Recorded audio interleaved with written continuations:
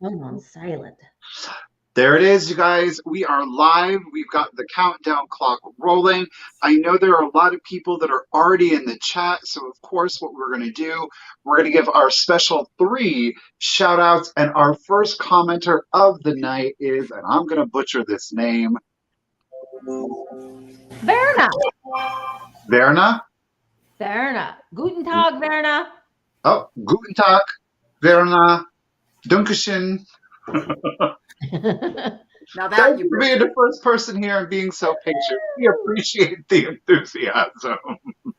We've got Tammy here. Tammy, thank you for being so patient. And of course, everybody's favorite Tiger.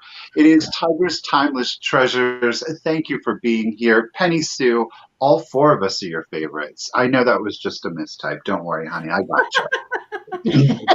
John Robert, you are here. Uh-oh, everybody's favorite Karen. Karen Radford, right? Kathy watches Tiffany and Dani all of the time from Lafayette, Indiana. Lafayette, home of the Boilermakers. Well, that's West Lafayette, actually, but. Oh, okay. All right. Get the Boilermaker. I always think of a drink. Oh, it's Purdue. Yeah, for me too. Drink, right? Yeah. That says something about me. Hello, Linda. How are you doing? Hello, Kim. Hello, Helen. Oh, everybody's favorite crafter, maker, DIY enthusiast. Helen is in the chat. If you need something made, folks, hit up Helen. She's your woman, all right? Yep. And everybody better watch out. Randy Heilman's in the chat this evening. Oh, boy. Hi, Randy love. How are you? Oh. Randy she just loves Tiffany. She just loves Tiffany. I thought, well, she's going to be, we got Misty T. Misty, honey, well, I'll tell you what, the first thing that you want to do is you have to show up at a live sale. Tonight, we're just having a live chat. So we're not going to have anything for sale this evening. But this is all you would have to do. You have figured it out. Just got to make sure that you're in a live sale is all. But we welcome you to stay. Hopefully you have a good time. You learn a few things. You get a few laughs. That's what it's all about. So hello to everybody in the chat. Let me scroll down. I'm going to be good. I'm going to be good. I will just say hi to everybody. The last 3 I see in the chat is going to be Skeeters. Hello, Advent Vintage, and Miss Karen Chase. Hello, everybody. Again, I'm sorry if I'm missing you, but we would be here all night. Welcome to another installment of Vintage Rescue Squad. Nan's bidding it just in case of $500. Sold. I will find you something, Nan. I might offer up a dog if it does what it did in a previous live and scoot it across the carpet. She best behave herself this time. Uh-oh. That really happened. You might be able to ship a dog, right? Like somehow. Sure. Yeah. Where there's a will, there's a way. There's overnight shipping. Right. You Just a cardboard box. Breathing holes in the box. You're fine. Oh my goodness. Well, welcome everybody. Ladies, I want to take just a quick moment to thank you both for being here with us tonight. Dani, you have been with us before. We greatly appreciate you agreeing to come back this evening. And everybody, this is Tiffany's first time with us on Vintage Rescue Squad. Tiffany, thank you so much for agreeing to be with us this evening.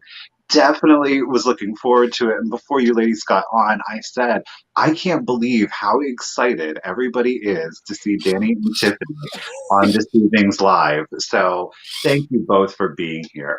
You know, Michael, I have to tell you, I had a bit of a fan moment when I got your Instagram inviting me. And you messaged me. Oh my gosh, please. I have watched you and Misty for many, many months, even before I started my YouTube. So thank you so much for the opportunity. I love you guys. So thank you. Oh, the bird is giving Dani. Oh, I upset Dani now. Come back. I didn't mean it. She said, I thought you were my friend. Before we went live, we were talking a little bit about not so nice words in England. And I found out the one that I thought was not a nice word is actually not a nice word. It is true. Correct. Now, saying that word, would that word get you in trouble? Like if you said that, if you called somebody, is that like a naughty word? It's an angry word. It rhymes with hanker, and it's not a nice word. And it starts with a W. Right. Yeah. If you're very, very angry with your husband, he would be this. Yes. But it's like, I don't know. It's one of those things, though. I think a lot of Europeans don't. You decided just to bring them over. There he is. Oh, she. Did you find out he was she? We don't know yet. Not yet. But she's identifying as a she for now, so it's all there you go. It's 2022. Live your life, bird. Be whoever you want. That's right. I know. Yeah, Mary. Yeah. Yeah, rhymes with canker and starts with W. Yes, Mary. Yes, but our English version. Yeah. Leave it to the people.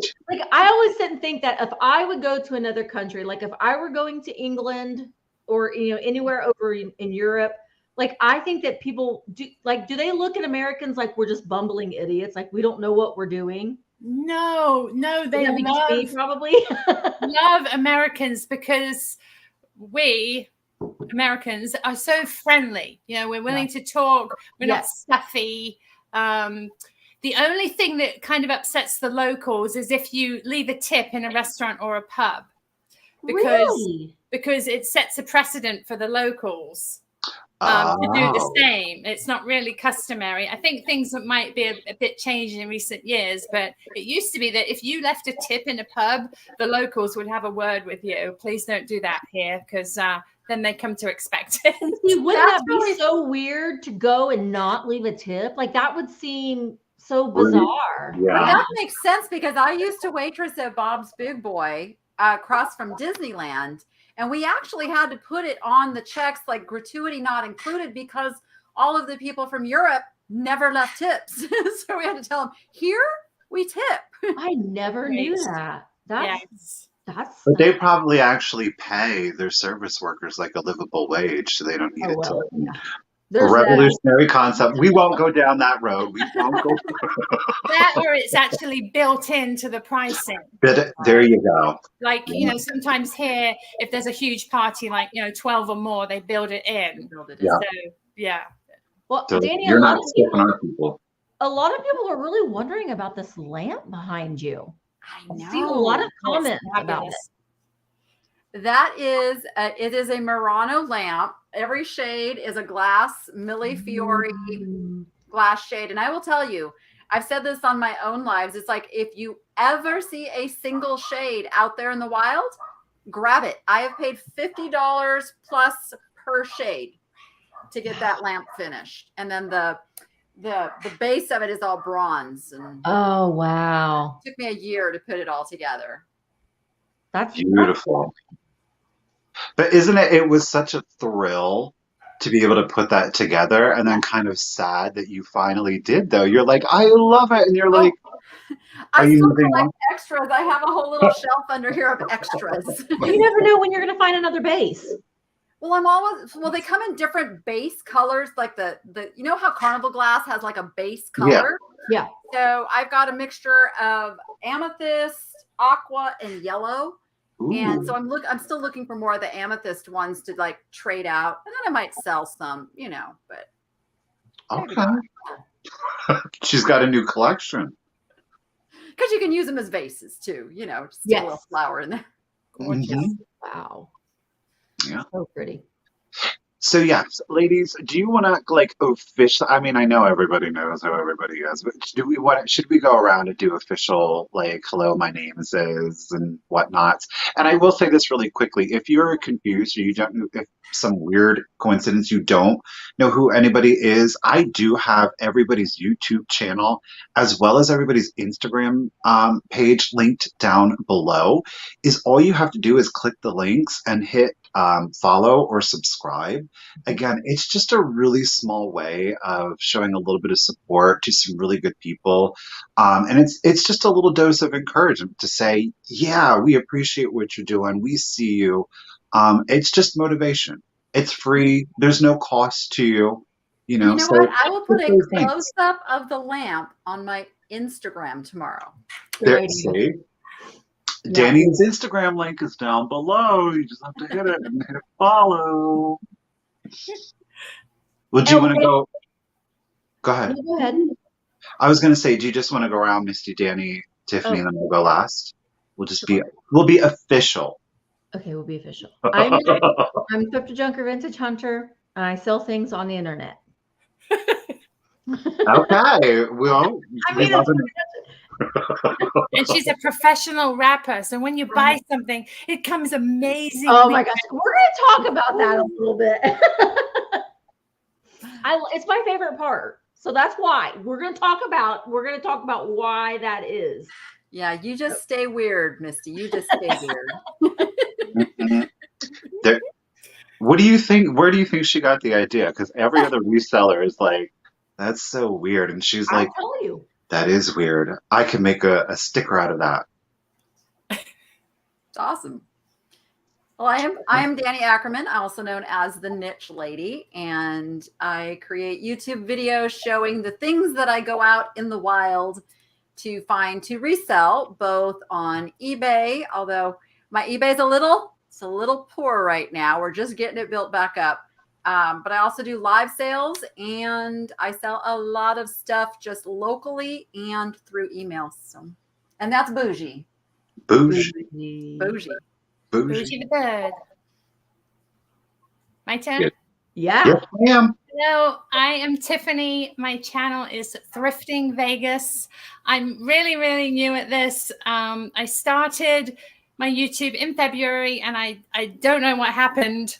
All of a sudden, I'm here with the amazing celebrities that I watched for many, many months, thinking I don't think I could do that. So Bougie's here. That's right. Super fast story. My husband last Christmas knew that I needed a new laptop because my laptop was doing this thing where it would black out and then come back and black out. And he said, I'm going to buy you a laptop on one condition. I'm going to buy you one with a video editor built in. And in order to keep it, you must create and post one YouTube video. And if you don't do it by February, I will take the computer away. Well. So I'm like, no, I'm not going to do it. I'm not. So it got to I think it was almost to the end of February, and I hadn't done it. And he basically kicked me out of the door with my phone. Go to Goodwill, make the video. Don't come back until you've got it filmed. So that's what I did. Threw it up there. Of course, my mum was my first subscriber. She's probably watching, but she's not saying anything. Hi, Mum. And here we are. You know what, though? He believed in you, and he pushed you out of your comfort zone a little bit. And that sometimes is a beautiful thing for someone to do for us, to make us realize you can do this. Yes. Just go out and give it a try. Yes. And so I'm returning the favor right now. He's in his 50s and he's a paramedic and he wants to be a fireman. And it's becoming, he's scared that he's not going to be able to do it because of his age, but he's in fantastic shape. And I'm saying, you can do this. Go for it. Good. Oh, that's so great. You guys can do that for one another. That's wonderful. That is an amazing story. I like him. I love that. I know. Yeah, I love that. I love that he did that. Thank you. He is amazing. No doubt. Well, I'm doing that for you 100%. That's amazing, Tiffany. And of course, I'm Michael Todd. I am with The.Cult.Of.Vintage. I sell stuff online too. Just saying. Yeah.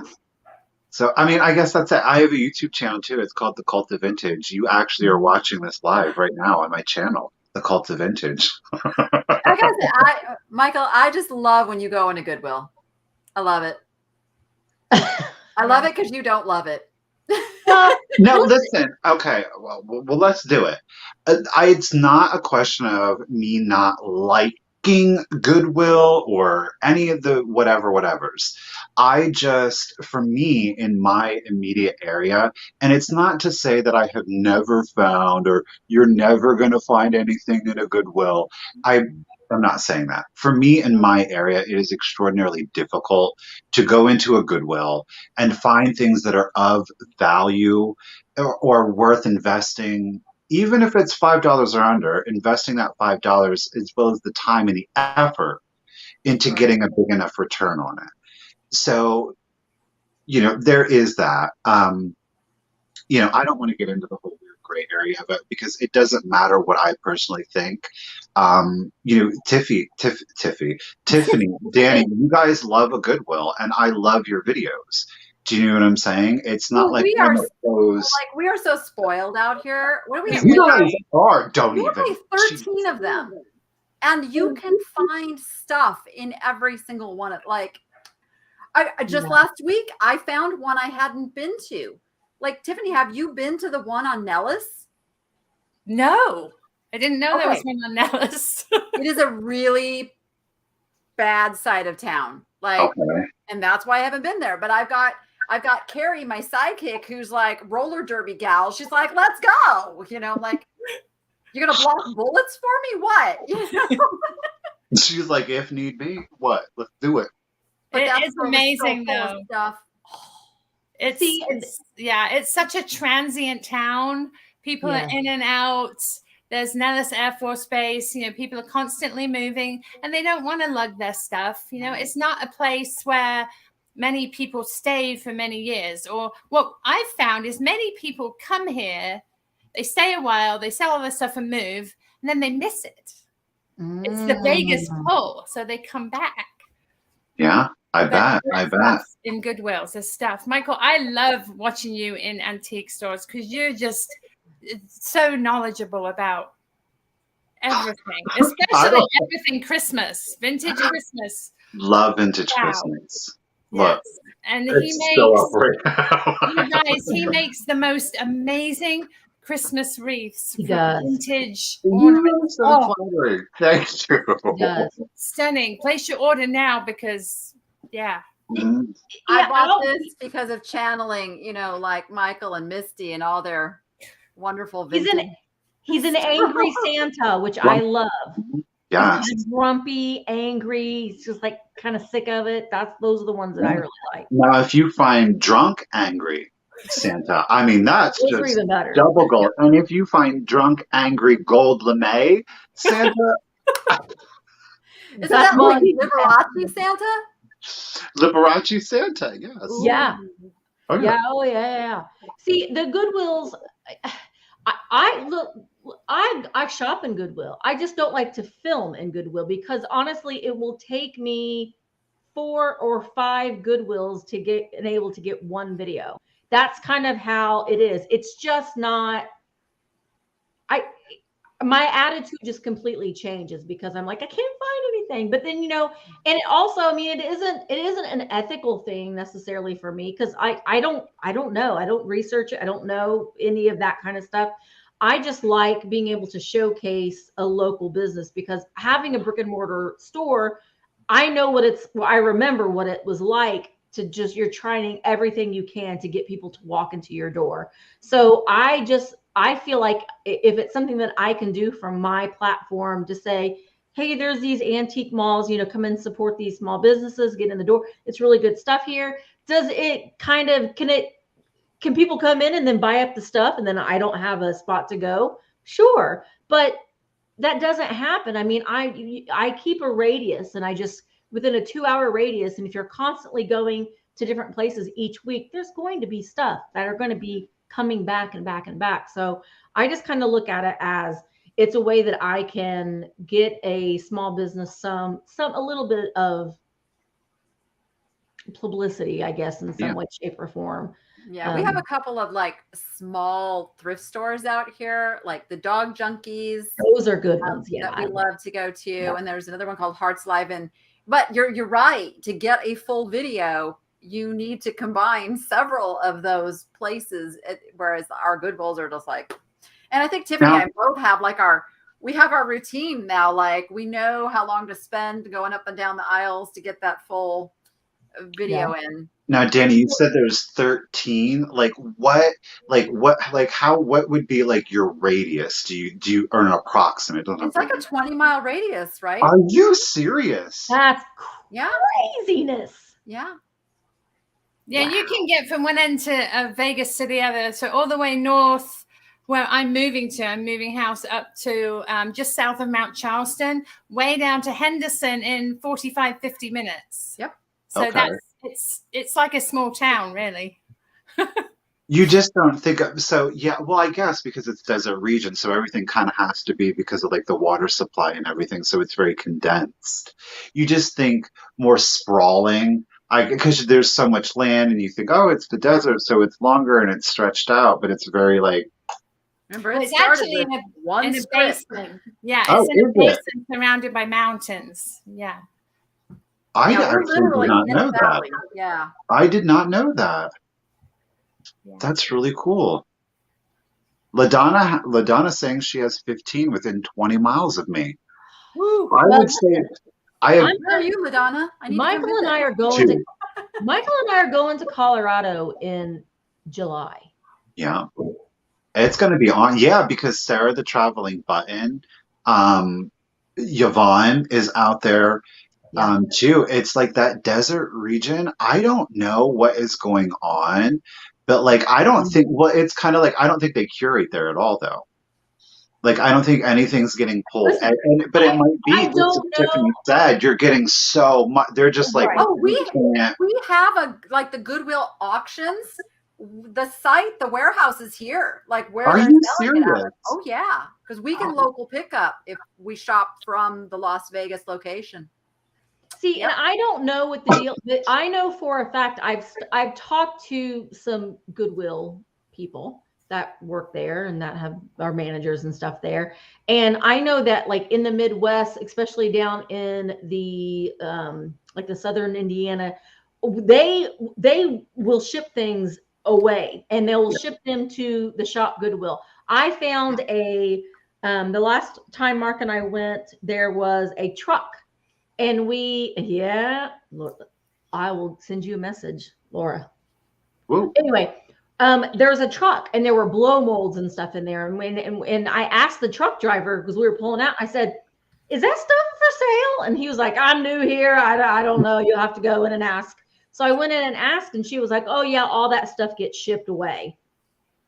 So I'm like, oh, but I want to buy it now. Can I buy it right now? No, it gets shipped away. And I will tell you one of the things, so we get a lot of comments like, they're watching your videos, you're ruining it for everybody. No. I just did a quick peek. We can't find a Glassy Baby on the shelves to save our lives now. And I just went over to Shop Goodwill. Oh, look, they have Glassy Baby over there. So I'm sure that's on their list of things to pull now. And Le Creuset, they pull all that now. Yes. The cookware. Oh, they missed some of that though. Did you find some? I just found something the other day. Yeah. Well, And on they can't find Goodwill, you it have to pay that handling fee. There's a handling fee you have to pay on Shop Goodwill. They charge you that extra fee. Even if you go pick it up. Do they really? Yes. Wow, I wouldn't think that. Yep. Because they took the photo, they're covering their overhead. They've touched it. That's their It's They handled it. They have to charge a fee for that.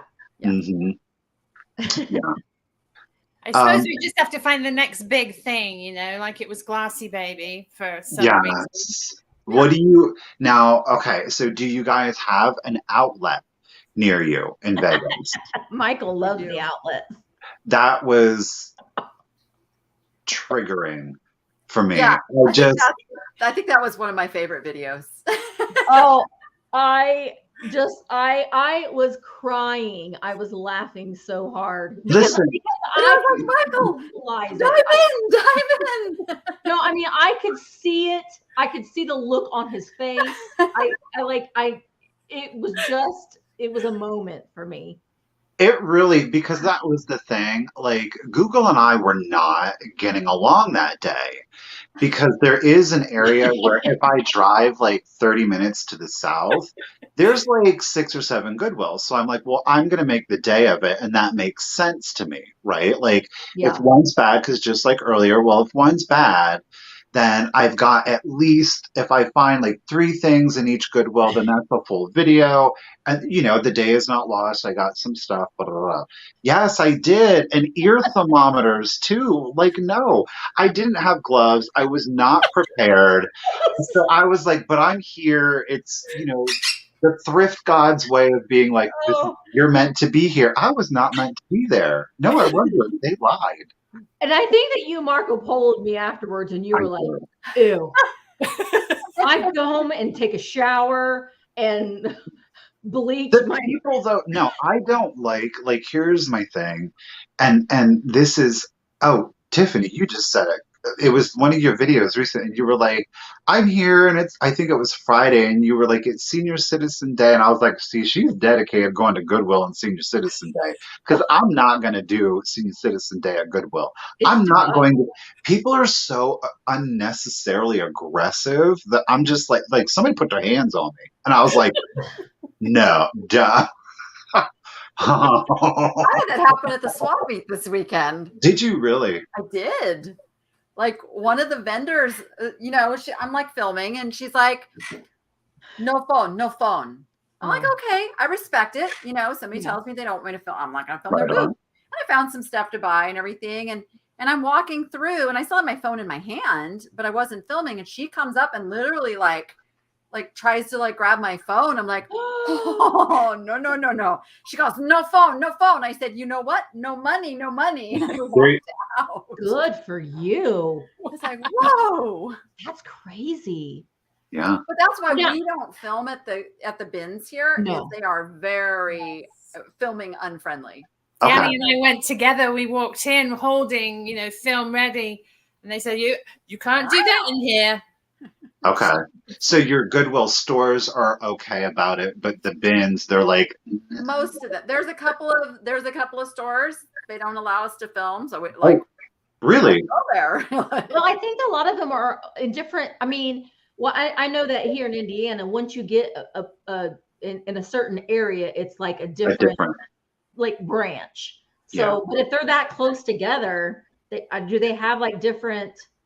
I guess franchises. It depends on the managers.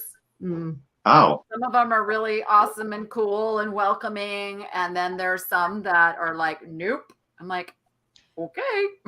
See, I love the bins. I don't go very often. Yes, Misty Pate does love the bins. I do, because I seen someone that they said they found mercury beads. I find so much good vintage Christmas and vintage ephemera, and I find when I do go, I find so much of it. And a lot of they're not looking for what I'm looking for, in the bins that I've gone to. And I found like vintage Halloween, and it's just, and I don't I let them be an idiot when they bring the new bins out. I'm like, I am not getting into that mess. I will come in afterwards. Yeah. You got that at the bins? No, I got this at an auction. Oh. But I'll come in afterwards and, look through what they've missed. But I love going to the bottom of the bin and pulling out vintage game pieces. And I know, and trust me, I have found unmentionables in the bins. And toys, unmentionable toys. Needles. There was needles in the bin. No. See, no, I don't care. No. It's just like doing storage lockers. The same thing when you start going through, you're going to find all that stuff. What I don't like is when I see people, and there's tons of little kids there, and the kids are digging through the bins, and I'm like, go wash your hands. No, I don't know. I just don't I don't know. That makes me. But just like you find, the Christmas and the ephemera and the stuff, we find the glass. They will literally bring out whole boxes of glass they haven't even sorted because they don't do that. They used to bring out boxes of glass. None. There's no glass. Really? None. This is interesting what Tiger just said, and he's saying at our bins we now have to register, and then they have a drawing when you can go in, and you can only shop for an hour or less before they close for 45 minutes or an hour. Really? But you know what? maybe because I'm not even gonna lie. I'm just gonna tell on myself right now because I don't think that they're too common anymore. But back like 2 years ago, it was big on YouTube to see like the Goodwill bins brawls, or like when it would just be like stuff would be hitting the fan. Yeah. And it like the people would just flock to those videos. So that might be they're trying to like condense how many people so people don't get Avoid that. too Yeah. overly aggressive and that's mine and da da da da. It is brutal though. I know the time that we went, I actually fell because I had, what was it, Tiffany? I had like some kind of these little Christmas ornaments and I was like juggling them, trying to get them over to our cart, and I dropped some. And it's like when I went to go down to get it, it's like I totally lost my footing and I'm on the floor and I'm like trying to gather people were literally just stepping over me. Like, oh, see, what? It's very much like prison yard rules at the bin. I mean, it really is. Hashtag bin brawls. Bin brawls. Yeah. So American Totter's asking, are the bins just stuff that doesn't get sold off of the shelves at a Goodwill store? Not always. There's raw donations that go right in there too. Like I said, we've found just boxes of stuff that hadn't even been unpacked yet, just put in a bin. Yeah. Oh. Yeah.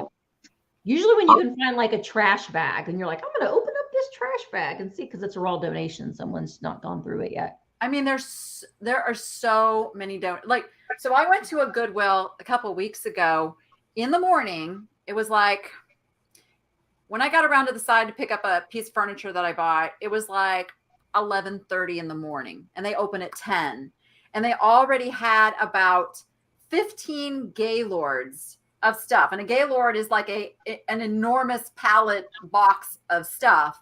And I said, is that all from today? And they go, yep. And that was just one location. You guys got a special shout out from Mikey Bags of Money. Mikey Bags of Money. Welcome aboard. Welcome. Money bags of Mikey money bag. I will, if you feel like sharing those money bags, if you're ever in the mood, just let me know. I send you my address. It is sad seeing a lot of waste at the bins. It really is. And a lot of times, sometimes things will end up at the bins if they're priced too much at the Goodwill retail stores. Yes. And that's exactly it, Darlene. You never know when or where you will find a treasure. And like, speaking of, I mean, like, so we typically, you think of thrift stores and you think of antique or vendor malls, if you will. Ladies, are there some more, and you don't necessarily have to be specific in naming it if you kind of want to keep it on the down low, but are there any like non-traditional or kind of outside of the box kind of places or areas that you ladies source at? We love garage sales, right, Dani? Yeah. In Vegas, they're amazing. Now, ladies, are those going year round for you because of your weather? Oh, yeah. Oh, my God. Yeah. We have a little. Why do we live where it's cold, Michael? Yeah, we have like, our like 1 month when it's below 50. Oh. And then we have our like when it's above 100. It slows down a little bit, but you can still find them. Yeah. But like right now is right now peak garage sale season Not for yet. you?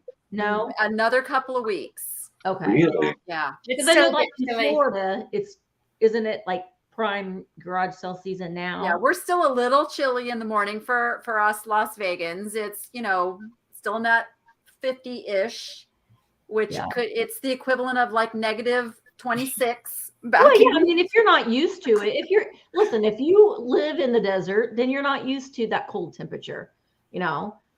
Ugh, I don't know why we live where it's cold, Michael. Why do we do this? What is it? 12 more years. We're masochists. That's what it is. 12 more years, Mark can retire, and then we can go where we want. Mm-hmm. Come where it's warm with the Goodwills, with everything. Yeah. But one of my kind of like I have it's not a location as much as it's an online auction that is a little, they don't market real good. So there's not a heavy reseller market for the items. And I find amazing things for little prices. And that's the one thing I don't share it. Well, no, you should. You Can't. should. Gail's saying she's at small ministry thrift stores. Those are great places to go to. Small church run thrift stores. I will get into a car accident almost if I see a sign for a church yard sale. And we don't have any of those. You don't. We don't. I organized one for my church. I guess it's like 2019 now because nothing's happened since 2020. But yeah, like the concept was like, they're like, what? I'm like, oh yeah, let's have everybody donate stuff and I'll manage, the whole thing. And it was a huge success because we just don't have anything like that here. But love. You guys know what this is? Can you see what it is? A cameo? No. It looks almost like it's reverse painted, but is it? Oh, is it? Is it funeral jewelry? It is, yes.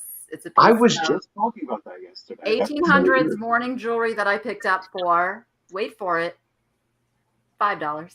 Where? My little secret. Yeah, don't give it away. That's the thing. That's the thing we do with creating content. We are, we're letting some of our little places know. I have a couple places too that in time I will, but I'm going to be a little selfish and I'm going to keep it to myself for the time. This is our business, and there's no shame in that. Like, we are sharing as much as we can. I have a lot of people ask me, what location is that?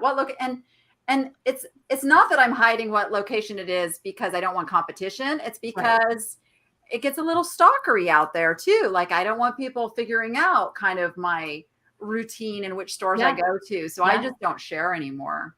I don't blame you. So Dani, you don't share like at all. You're like, I'm at Goodwill. I'm in Las Vegas. That's all you need to know. Tiffany, now you do general too. Also, you're not specific.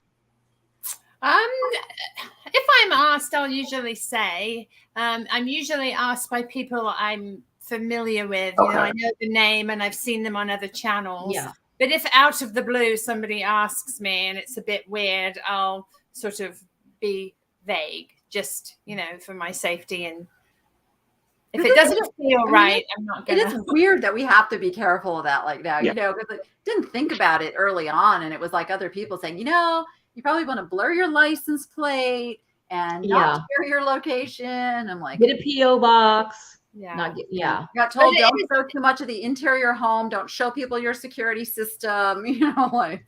It's lovely because when I'm at Goodwill, every time at least 2 or 3 people come up and say hello, and it's really nice. It's nice to be appreciated, and they're thanking me for the content and thanking me for the knowledge, and it just makes it all worthwhile. Yep. And you do, Tiffany, you do have some amazing videos that are extraordinarily informative, but you do it with such positivity, really and truly, because guys, if you don't know, Tiffany has blown up, and it couldn't sincerely have happened to somebody that's just got such good energy. You can just tell. That's important. It is. And that it's amazing to see that happen to somebody, because you're like, they deserve it. It's just that feeling you get. So, if you guys have not subscribed to Tiffany, and if you have not subscribed to Dani, please do that before you leave this evening. You're missing out on a good time and a lot of really free, good information. Yeah. These ladies, all 3 of these ladies, if you're thinking about it, it's free. They're educating you for free. They're showing you how to be your own independent entrepreneur, and they're doing it for free for you. I'm telling you, you guys are missing out. You really are if you haven't. Oh, you're so sweet, Michael. Well, it's true. It's true. It's easy to do something that you love so much. For me, it's not really, it is my job, but it's not a job because, gosh, if I, had my wish to do what I wanted every day, this would be it. Exactly. I love it so much. And it's so, people say, "Oh, you need a day off. You need to take a day off." But what would I be doing when I'm having a day off? I would be doing what I'm doing. So it is, Mark has to sometimes call me and say, "Are you gonna come home? You come home now, please." I love what I do so much, and the second I no longer enjoy doing it, the second that it's no longer fun for me, I think that it can be written all over your face. The moment you can't hide it if you aren't fully enjoying what you're doing, and I think that comes across. I've actually had videos where I was having a bad day, but I knew I had to go make a video, and it was oh my gosh, because like in the next video, people go, "Oh, I'm so glad you're back to your normal self," because it was really, because it does, yeah. It's work, and I think people forget that though too. It's I think that it's easy to look at it as because you want to smile and you're having a good time and you're just going shopping. Yeah.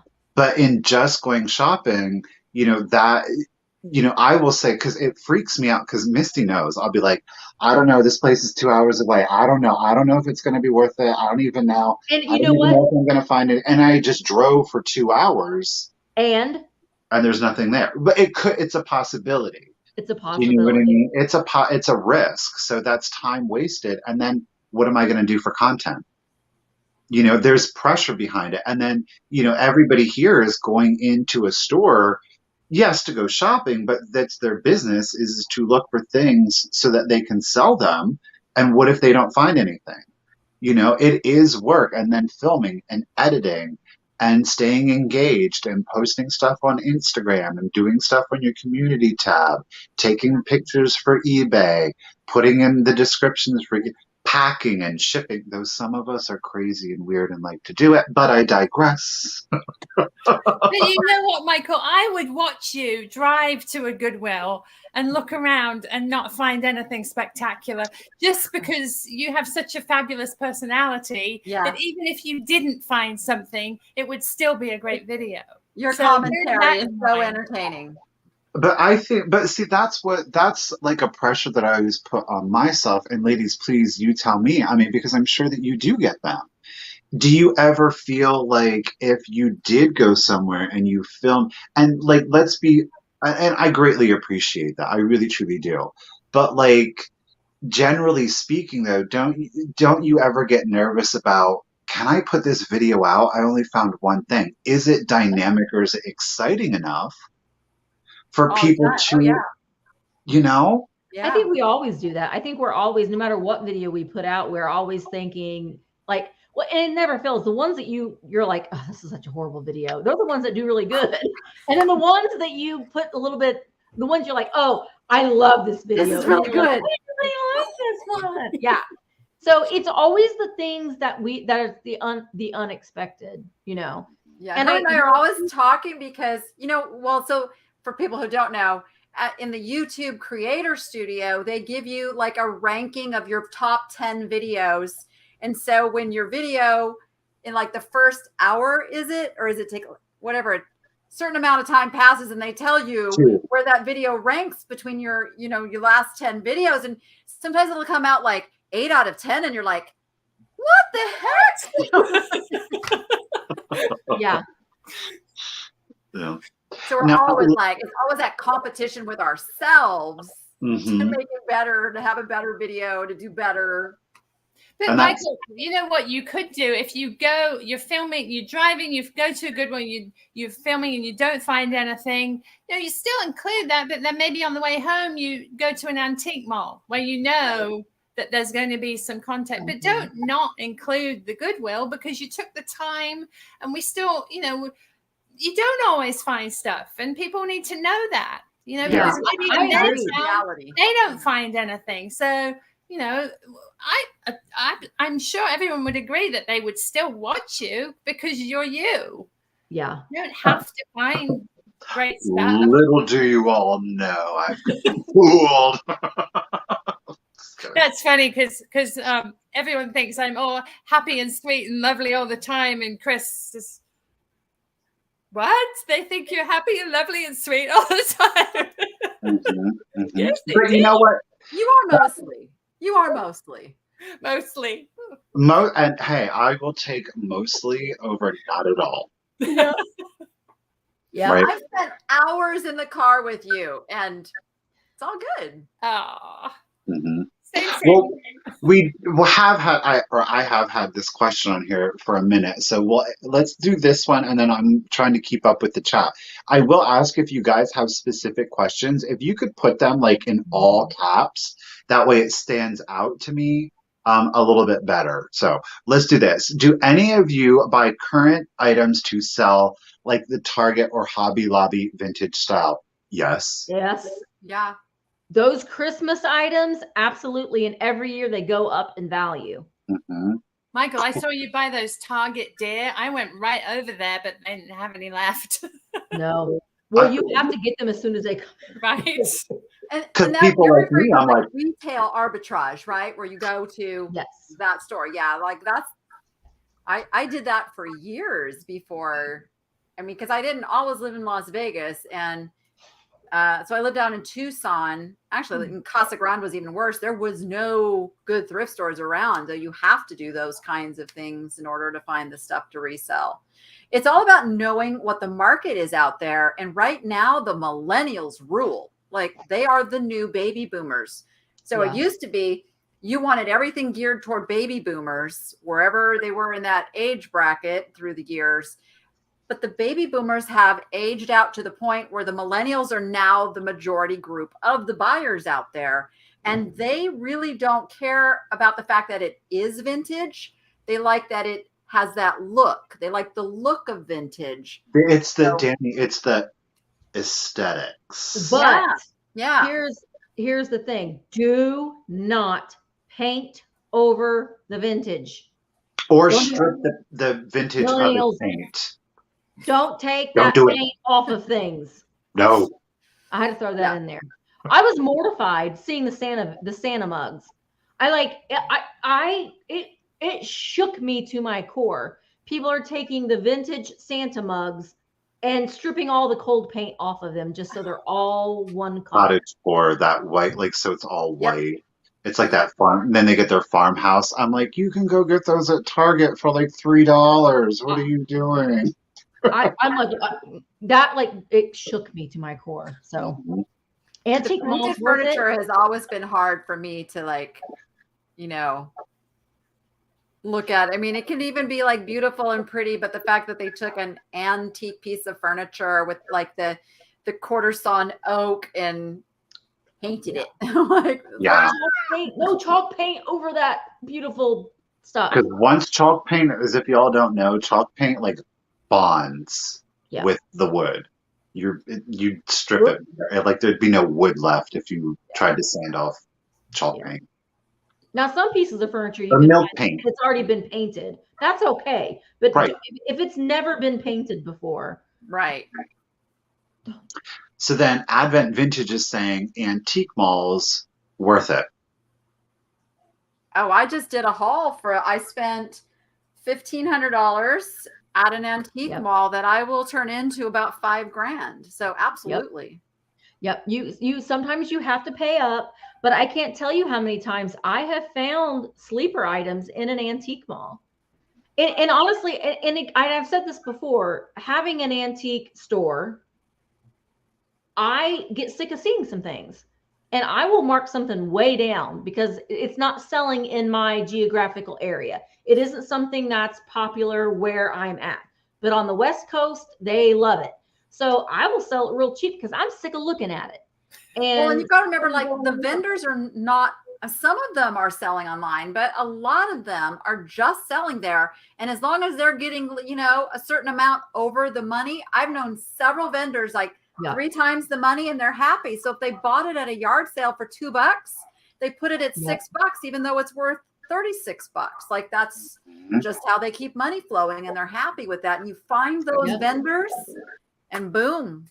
I agree, Dani. I have a couple of them. And just like you, I've kind of kept those vendors under wraps because I know I can go to them and that's how they operate. It's like, this is really cheap. And it's like, yeah, but they're getting it at an estate. They're getting it at a Yeah, yard and you sale. can They're getting it in a lot.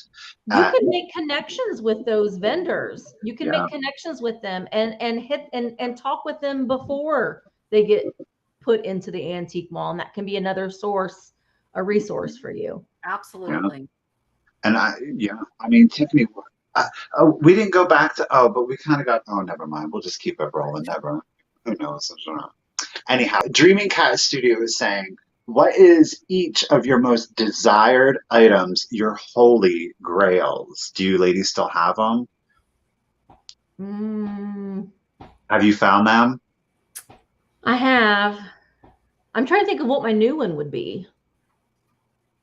I love Viking glass animals. I have the Kellogg rooster in green, but you need the red. Everyone's wanting that red one. Maybe a cat. Oh, you want a cat too? Would be lovely, yes.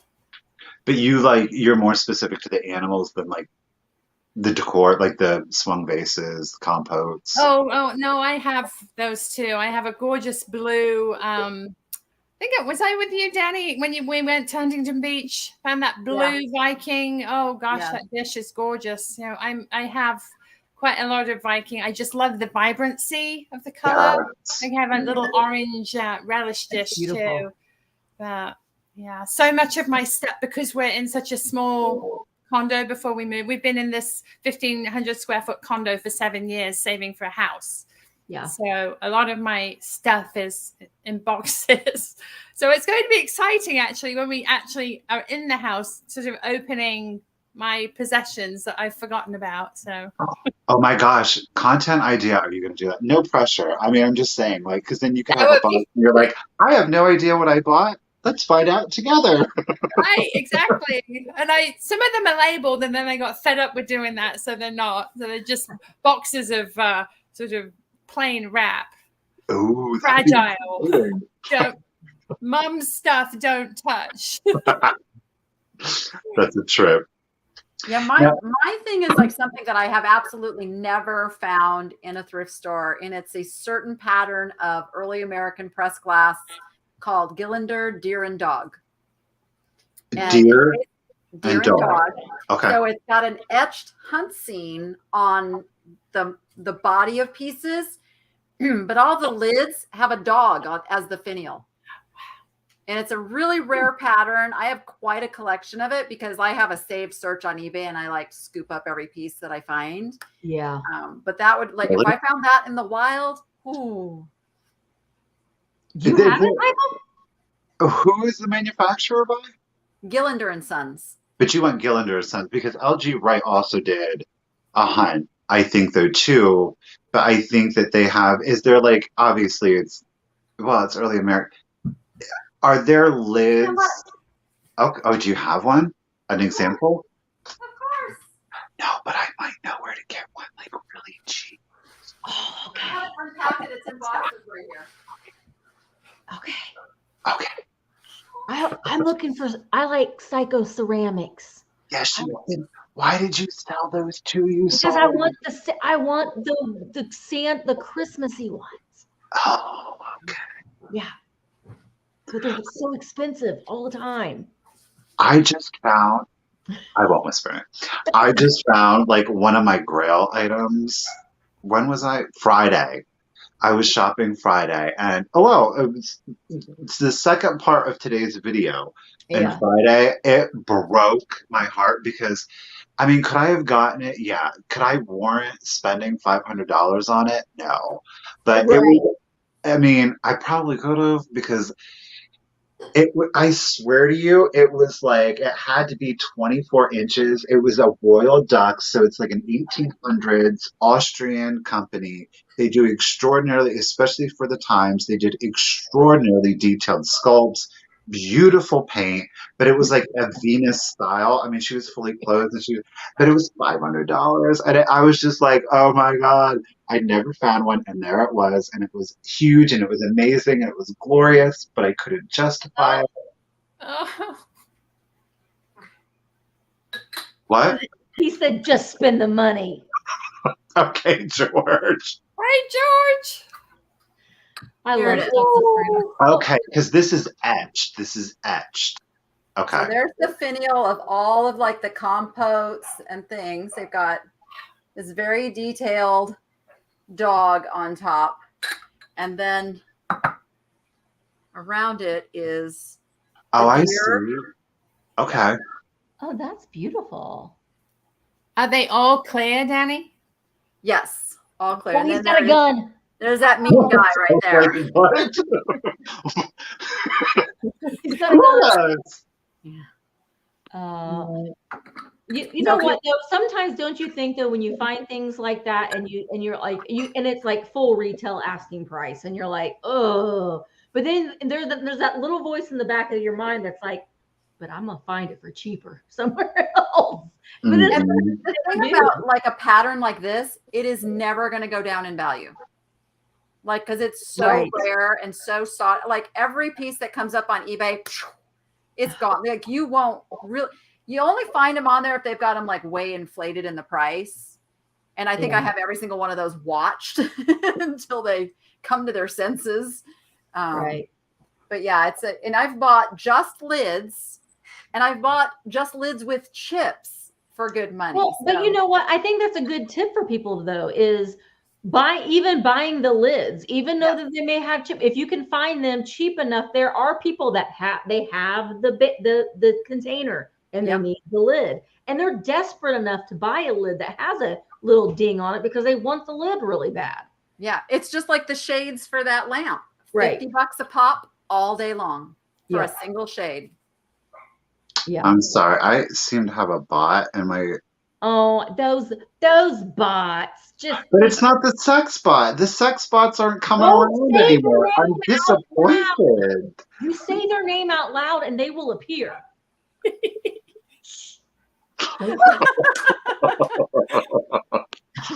It's like what? I'm not good enough for you now. It is the name that shall not be named. Oh, Stephanie's talking about there's a pattern with lions on top. So Gillinder and Sons also made a lion pattern. That one is heavily reproduced, just FYI. Okay. The lion is? Yes. Stephanie's got it there. Yeah. Yes, and hit that like button. Yeah. All right. I'm just saying, I don't want to, I'm trying to keep up with everything. Oh, a bot is a robot. Yes. A robot person, but it's not a person. It's a robot. Yeah, there's a lot of those now. Mm-hmm. Are you looking up at the thing? I had seen something. I'm looking for. Yeah, sorry. Zeno. What did Zeno say?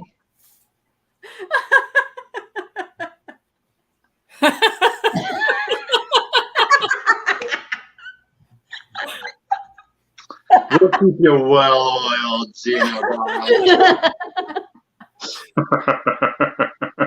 Okay, here's a question. Oh, yes, we're looking. Yes, capitalize the questions. That helps because we're like, Michael and I are old, and we're like. I know. That's why you see me go like this. Because I'm like, is that a question? I hate to tell you guys, it gets worse. I had seen somebody. So Miss Wildlife is asking, are these your full-time jobs or is this your primary incomes? Do you want to go, Misty, Dani, Tiffany? Me? I'll go. Yes, the YouTube and eBay, and I also sell locally on OfferUp and Facebook Marketplace. That's my full-time job. That's what I do. I actually lost my job in 2014, and I had been selling on eBay since 2002 as a hobby, as my love. And I just thought, heck, I'd just make a go of it. I'll do that, just see how I do. So I don't have to sit in a cubicle all day anymore, and I can do what I love. And then, as I explained before, this past February, I started on YouTube and was pushed into it by my lovely, aggressive husband who believed in me. and I haven't looked back. Oh, Dani has been my mentor, my friend. I'm the one who pushed her into doing 2 a week. Yes, you did. I actually, Dani and I met because she invited me to her yard sale here in Vegas. I was attending her live sale. She does a live sale every Friday. 1 week it's jewelry, and then the next week it's little tchotchke hard goods. And I was a regular on her live sale, and she said, "Hey, I'm having a yard sale in Vegas. Anybody local wants to come, email me and I'll screen you thoroughly and then give you my address." So I took the kids and we went to the yard sale, and that's how we met. Yeah. Oh, fun. It's always so nice being able to meet with someone that you can connect with that has a similar, interest and mindset as you, and you can kind of, be buddies and go shopping together. And a lot of people were like, "Oh, you shouldn't go shopping with another reseller. There's so much competition." But I don't see it that way. No. At all. It's so much fun. It's so much fun. We support each other. We grow together. We can bounce stuff off each other. We're great friends. It's been amazing. It's a good bond. It's a very good bond to have. Because this is a very interesting lifestyle. It's not that we're celebrities, but there's a certain, you can't share things of your life with everybody now. It's because it's not safe. And so we understand what each other is going through, and when she's having a video editing issue, and we can lament with one another. It's like, "Oh my gosh, yeah, have you tried this?" And just having that person that understands what you do is so awesome. Right. Yeah. Absolutely. And there's questions that you can't ask anybody else unless they're an eBay seller or a YouTube creator, because nobody understands.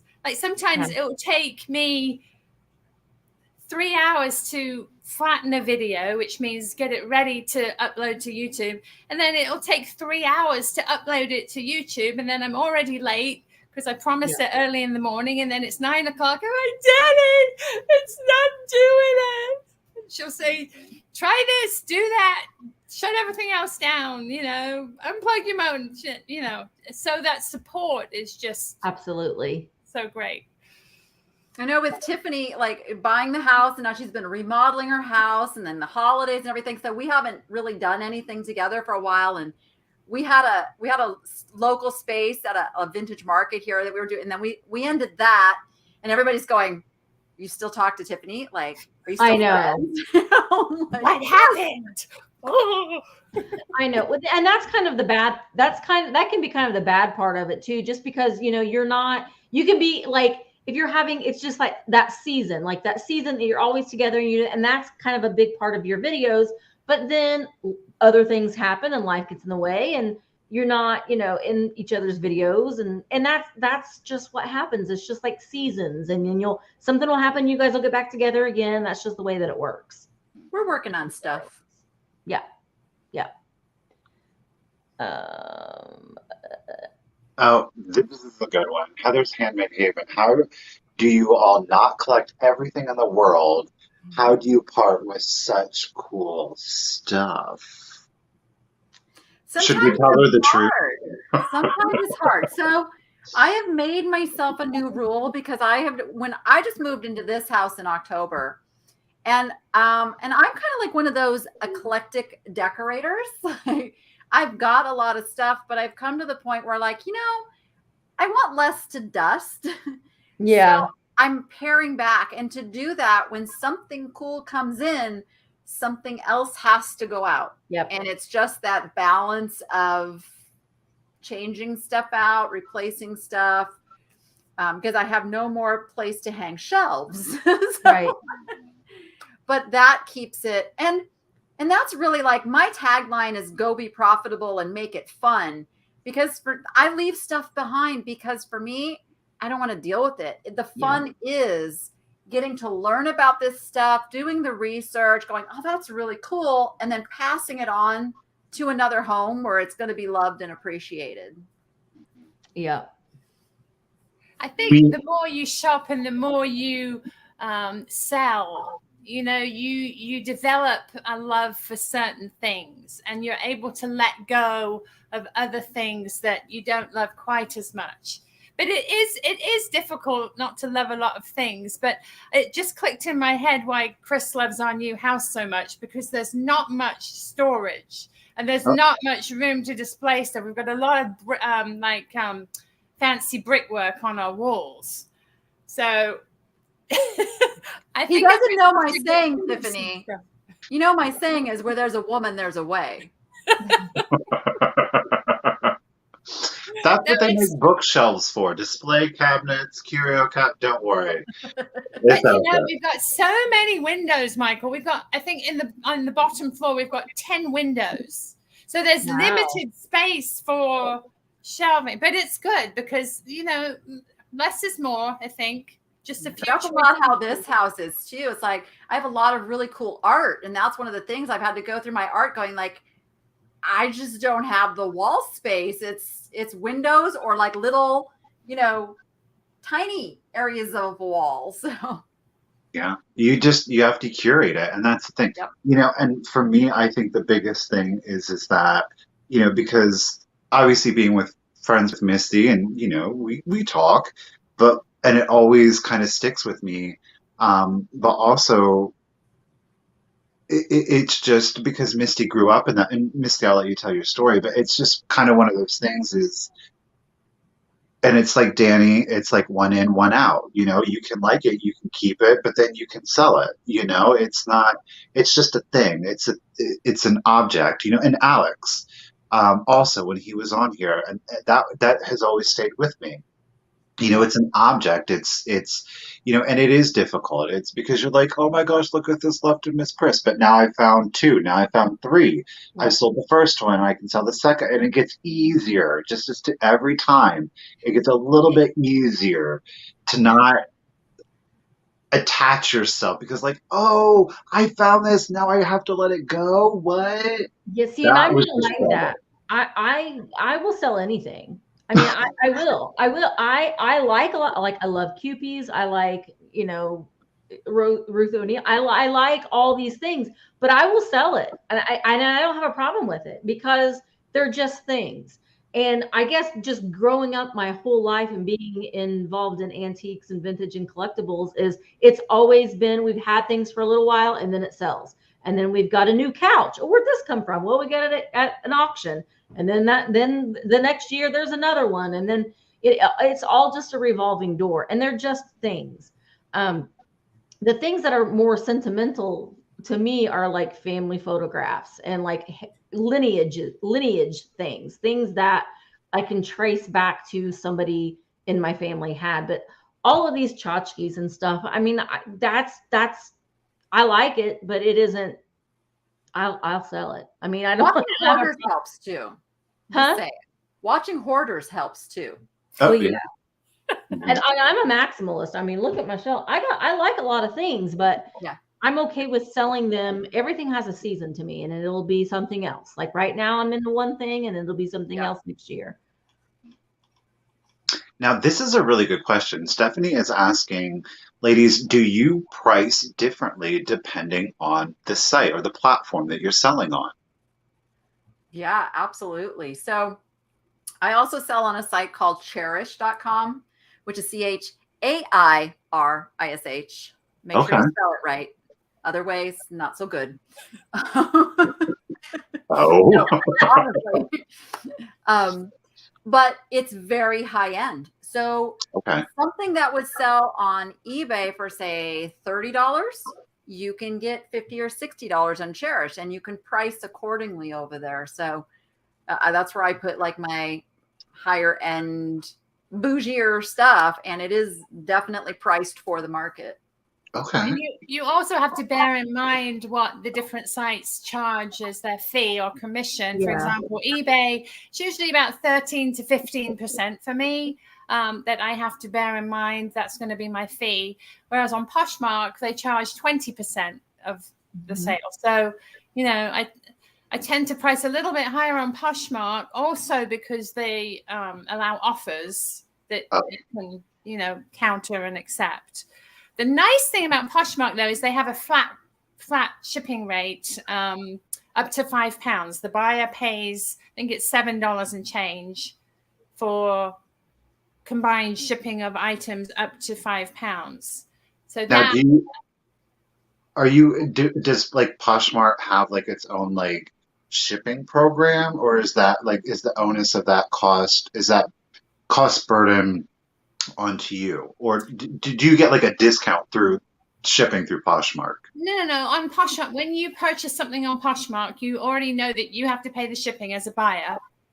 There's no negotiation for your shipping. It's the flat. It's a flat fee. It's $7. Whether you buy a T-shirt or you buy a £5 sculpture, it's $7 and change. And you just print the label. It's already, and there's a little special blurb on the label that says it's for Poshmark.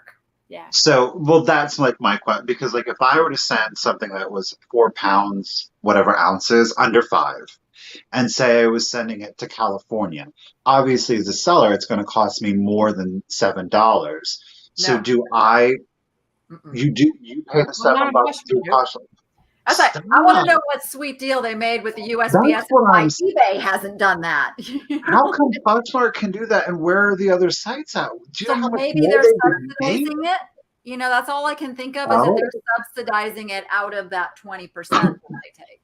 I think what it might be is they sell a lot of clothes, you know. So if somebody buys a T-shirt that would cost us, you know, whatever it is, $4 to ship, you know, $3-4, it's still $7. Yeah, they get. Even if it's considered a first class item and weighs under a pound, that's just, how is Poshmark doing on their like I mean, I know that therefore I don't know if it's still a good place to sell vintage and collectibles. I know that it used to be just clothing, and now I think you can sell other things as well. I mean, is it a good platform to sell? Yeah, I found it to be good. I found that a lot of millennials shop on Poshmark.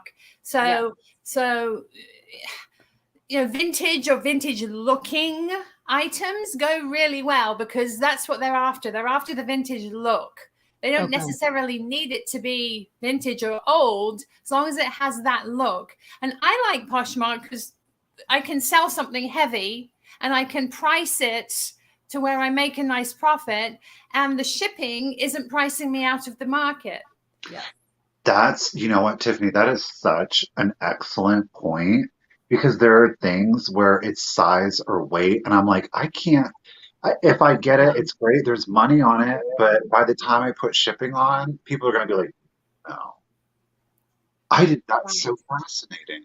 Right. And sometimes if somebody contacts me after I've done a video, because I sell things directly from my haul, and it's a really heavy item, I'll say, listen, I'm going to list it on Poshmark for you because it's worth me paying the 20% because we're going to save you on this much on shipping if it weighs 4 pounds, 5 pounds, you know? Oh, wow. Now, can you do... Yeah, you have to bear that in mind. It depends on the weight. It depends, you know, what it is. So that's what you have to think about when you're deciding which platform to list on and how to price things. Are you able on Poshmark to do reserved listings for people? You can't actually reserve something for a person, but you can put in your title for Misty only. Okay.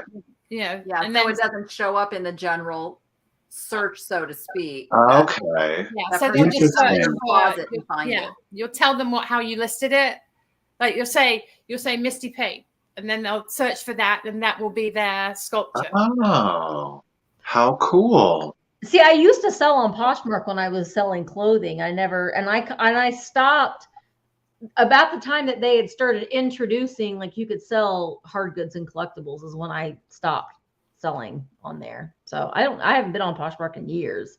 Interesting. They just added electronics now too. Really? Like they just keep adding categories. Well, how was eBay like back in the day? Was it all general? Like, did they have categories when it first started? Did they? Yeah, they've always had categories, like different. Not as many. Not as many item specifics. But I mean, like back in the day, you didn't even need pictures on eBay. Like Oh yeah. Yeah. And that I can't. And some of And the people used to send you a check. money orders and Yeah. check. Yeah. I remember that. Yeah, to And it wait was for it to great because clear. you could go, you got the check, but they didn't know it. So you're like, you know what? I'm not going to let them know that that check came yet. So I can buy myself another day to package that up. I It's not remember clear that. yet. Wow. It's not clear yet. Oh my gosh. Yep. Checks in the mail. Wow. Now Sheila's asking, ladies, did you ever let go of something and you regret? Now, Misty, are you sure there's nothing? Misty's just like, no, I'll find it again if I want it again. okay. Dani, Tiffany, how about you? Is there anything that kind of weighs on you that you're like, Not really, because I have a thing called, if I really, really love something, I put my have no regrets price on it. So if it sells, it's going to sell at a price that I don't regret. That's when you get regrets, is if you let something go and you knew you let it go too cheap. very good point, Dani. Okay. But if I love something, I'm not going to list it. It just doesn't get that far with me. So I'm very black and white with that. If I love it, I love it. It's not getting listed until I'm tired of it. If I buy it for any other reason, it's just getting sold. So I think I've started to evolve into more of a, like today's video, I very much was looking for something specific. I didn't compromise. I didn't go out of it. I didn't keep anything else that I found that I'm like having a hard time wanting to let go of because I found it. Da, da, da, da. So I'm evolving slowly but surely. He's evolving. But I don't think I've sold anything that I've regretted. Initially, that first Miss Press cookie jar, when I found it and I got such a good deal, I actually held on to that for a minute. And then I was like, okay, I think it's time. And then I sold it and I felt good about it. And then the second piece I got, I sold. And then the third piece I sold. So I felt really good about that ever since. I don't know how you keep finding those. It's amazing. I don't know. I guess maybe that's one of those things. Maybe it is the area. I did find, I'm not going to say it out loud because people are going to freak out if I say it. So whatever. And I didn't get it. No. That's why I'm not going to say it out loud because I didn't buy it. Now, V for Vintage is asking, this is an interesting one. What do you all think is the best way to build an audience on YouTube? Good content. Consistency.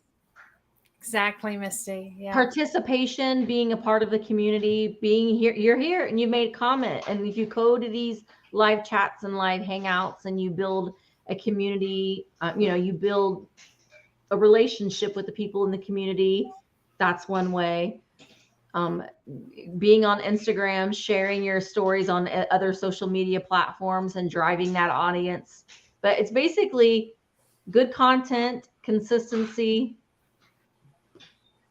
and community, I guess. And here's something else I learned back when I was doing like produced video, because I did a studio show for 2 years and I had an amazing director, and he'd make me cry sometimes because he was like so brutally honest with me. And he's like, you just need to be yourself, because if you try to be funny and you're not a funny person, and not everybody is, it comes across as not authentic. Yeah.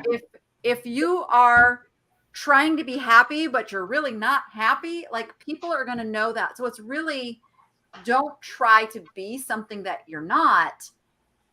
You can work on things within your personality and your delivering and stuff, but don't try to change yourself to be a production.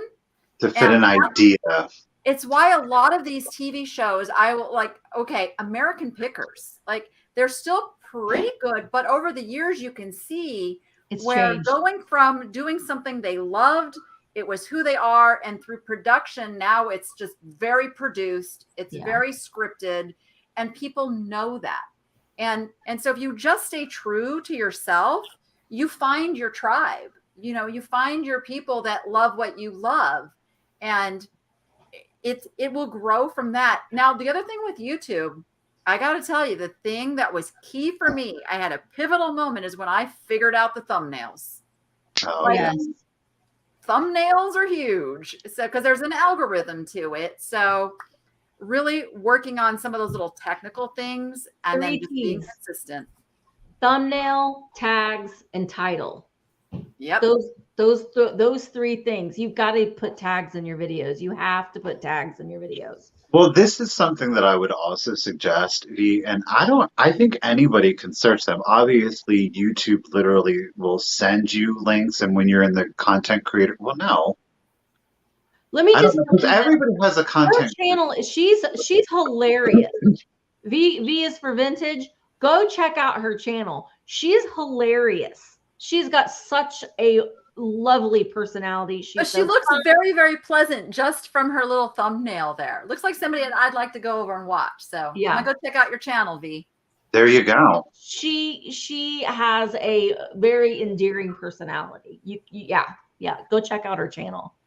Well, I would say, and I'm going to piggyback that off of the next question that I'm going to pop up here on the screen. But I would say is that YouTube, the company, makes content creator specific videos on the things that you should do to leverage the way that YouTube is set up and how you can best do that. And just as Misty said, the title, just as Dani said, the thumbnail. I was just watching those videos the other day, and they were like, they are so important. And the other thing that they are saying is so extremely important is that your descriptions in your video should be more than, they said a paragraph to 2, and I said 2 paragraphs. I know. They said, and reusing the words and phrases from your title to back up. Yeah. I saw a question from George asking like, what makes a good thumbnail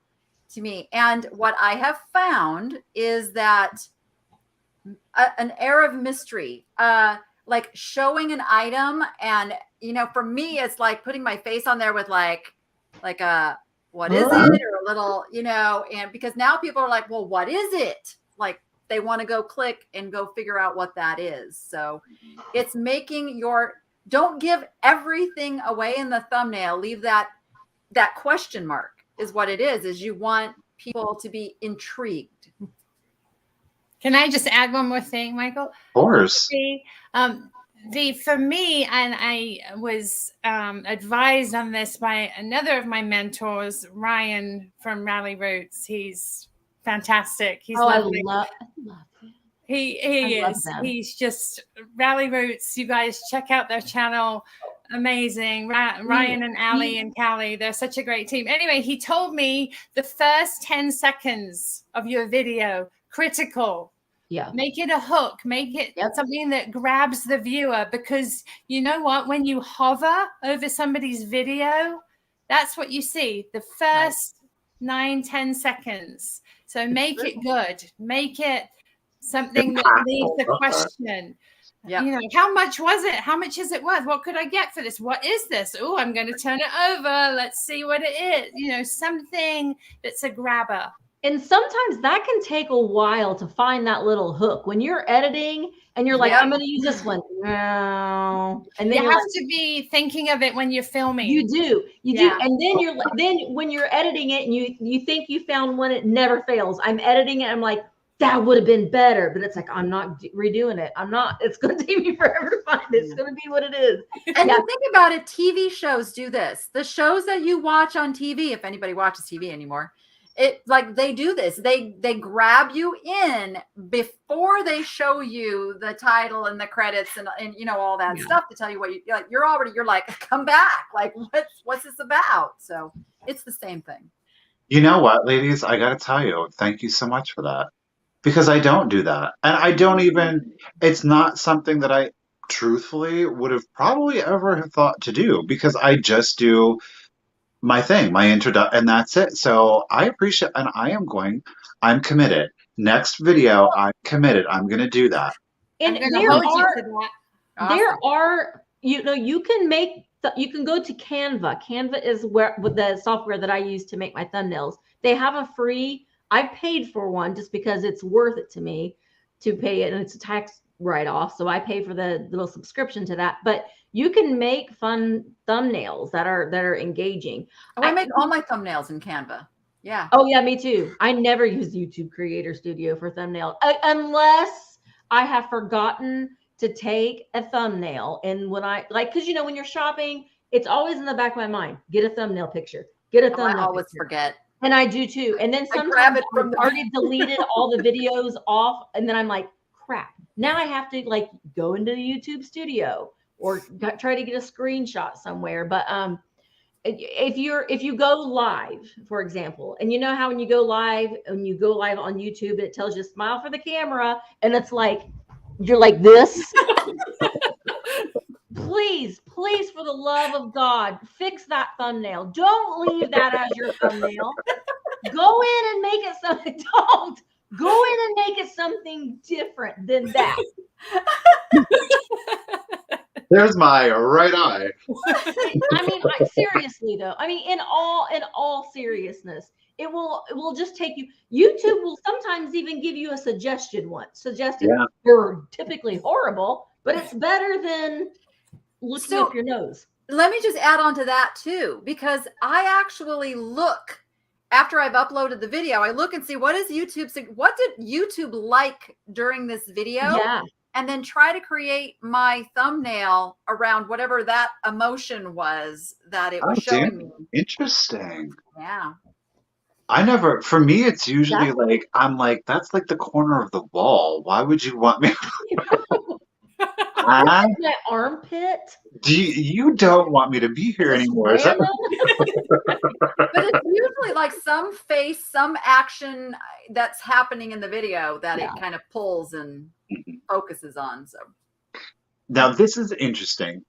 Strong Minds, and this is what I was going to follow it up with. But it's Tiffany. It's interesting you said that. But Strong Minds is asking, what is the best way to find a mentor when you are a small channel? I just want to say this, and I'm going to echo what I said earlier, is that you could, if you wanted to, I'm just going to use us as an example, but you have 4 mentors right here on the screen. You as a viewer, as somebody that is thinking about becoming a reseller or a content creator, there are thousands of videos and thousands of content creators to which you can choose from. So if you find somebody that you like, you're liking their style, you're liking the way that they're shooting their videos, you like their overall aesthetic and value. I'm not saying copy them, because you still have to be your true authentic self, but allow them to show you the techniques and adapt that to who you are as an individual. You have the luxury of having as many free mentors as you want. You could have 4, you could have 2, you could have 1. I think variety is the spice of life. Getting different perspectives, seeing how different people do things. And never be afraid to ask.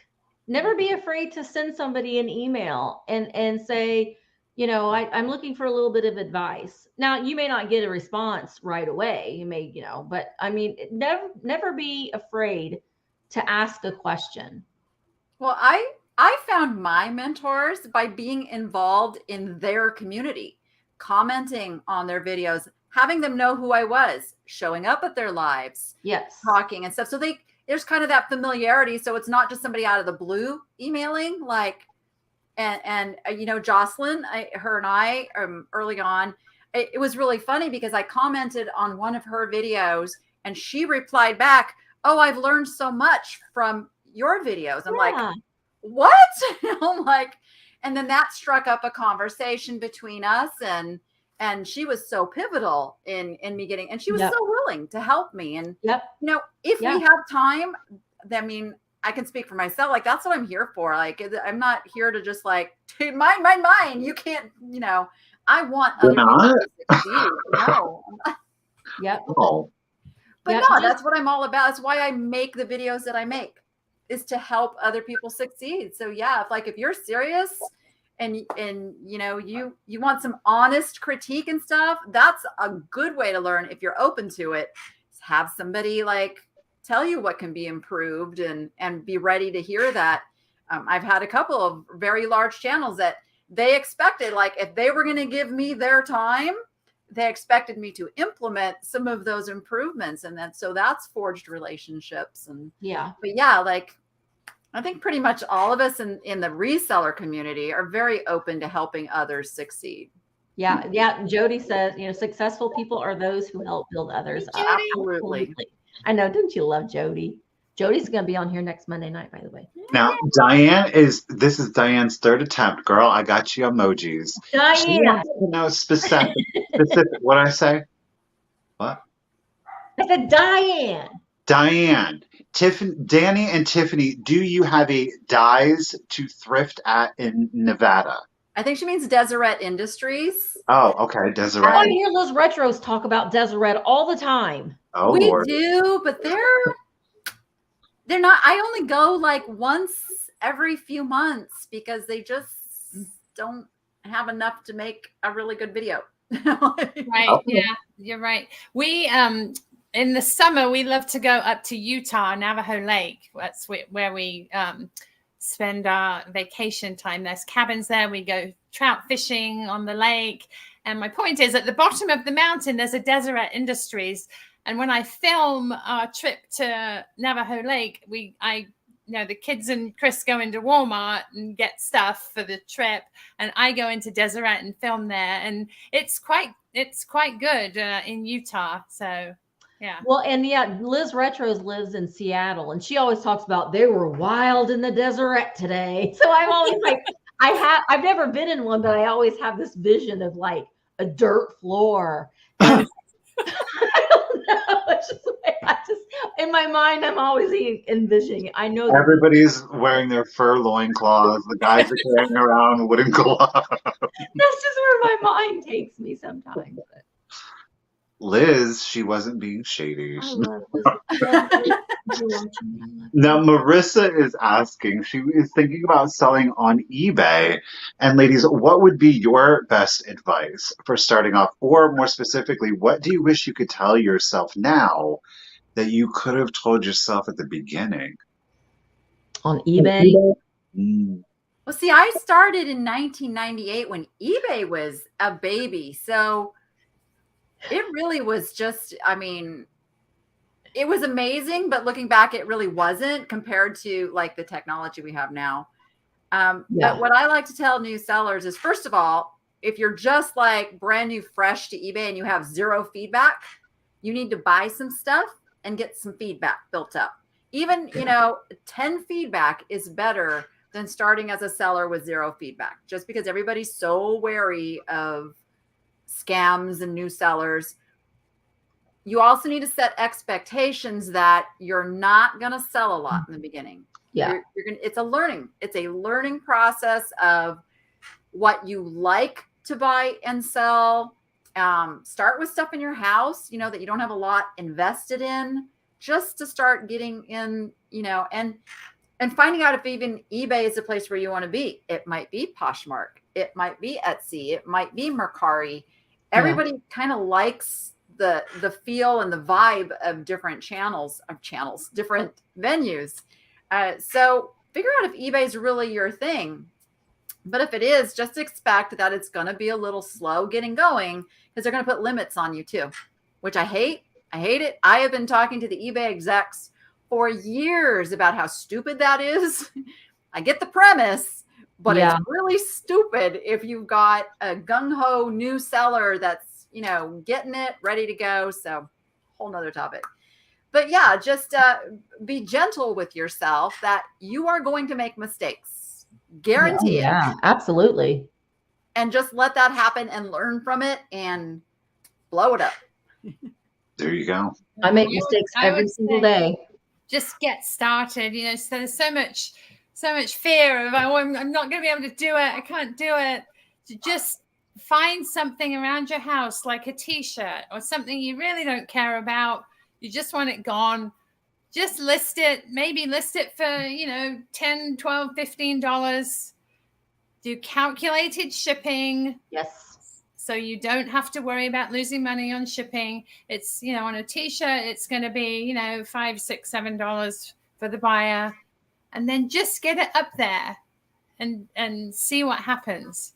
There's so much time wasted with fear of wondering if you can do it or wondering if it's going to sell, just list that first item. And then when it sells, you get this excitement, this drive, and you want to list more and you want to do it more. And you're looking on your walls. What else can I sell? Yeah. And I think I saw Jody in the chat. Jody said in the chat, pay attention to what's selling.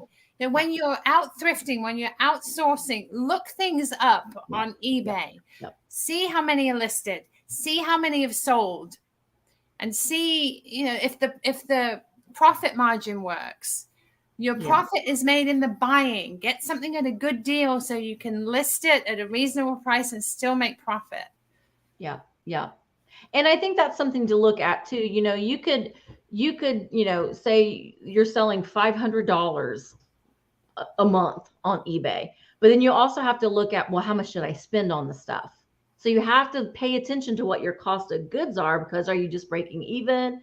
I mean, if this is just a hobby for you and you just want to break even, fine, you know, I guess. But I think it's important to keep. I guess. But I mean, I think it's important to at least have somewhat of an idea of, you know, how much you're spending each month versus how much you're bringing in. But I mean, if you're just kind of picking things from your own house, you know, you've already got what you wanted to get out of it, and now it's time to move it on, and you can just reinvest that money into another item and reinvest it and keep reinvesting it. I saw this and I was just studying. I don't sell. Oh, I have sold a little bit on eBay, but I primarily just sell on YouTube Live, just given the fact that I don't do this full time, and this is a part time, and I'm going to put that in big quotes, part time.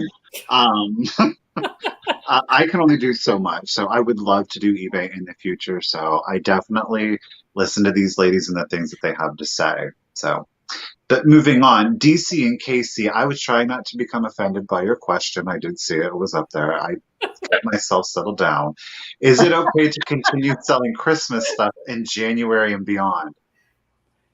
All year long, Christmas sales. Yeah, absolutely. Sure does. It's not everything Christmas sells. I mean, there's a season where you can sell like the modern and the, you know, the current ornaments and stuff. It's that cool vintage collectible. That stuff is gold all year long. It's the good. Mm-hmm. It is. Yeah. Well, it's always like the seasonal stuff typically will do, but as Dani said, it's got to be the really good stuff that is going to sell consistently throughout the year, but more of the modern and more collectible, because it's that rush. It's the desirability. It's the aura of the holiday. It's the mood of the holiday, and people are more willing to kind of maybe spend a little bit more, where in July they're like, I don't really need that right now. December is 6 months away. Oh, but I'll give you guys a hot tip. Yes. Rudolph and the Misfit toys outside decorations, insane.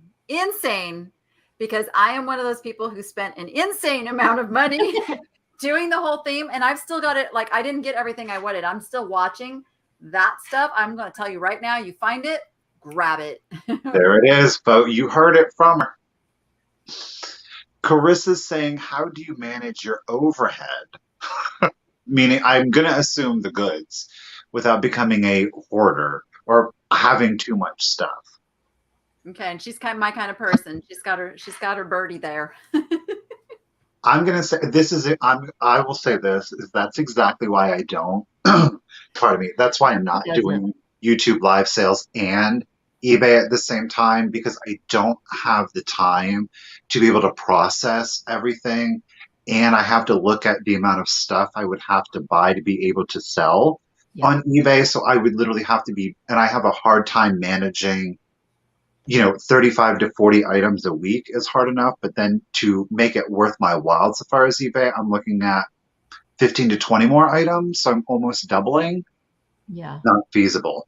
So knowing your limits, knowing how much you want to sell item wise, what you're looking at. If I could sell one thing for $1,000, do I need to sell 20 others at $10 each? No, I don't. Yeah, absolutely. So, well, I think, the line between hoarder and seller is crossed when you're not moving your inventory. Yeah. If you're hoarding it, if it's not priced correctly in a way that is going to, keep it running through your system. So with that being said, the key is to buy items that you know are going to move. And if you make a mistake, we all do, and they don't move, you put it on sale, you reduce the price. And if it still doesn't sell, you redonate it. You send it back and you try again. So, you're not hoarding things if they're moving through your system. Yeah. And I think sometimes it's a good idea to take a good hard look at some of the things that you've had listed for a while. Maybe take them off, relist them, refreshen them a little bit, make them show up like newly listed. Because people do put in those searches. They want free shipping, they want newly listed, and then try it again. And then sometimes if you just need the space, sometimes you cut your losses and you donate. You find an organization to donate the things to, and you learn, and you're like, I'm never buying that again. Yeah.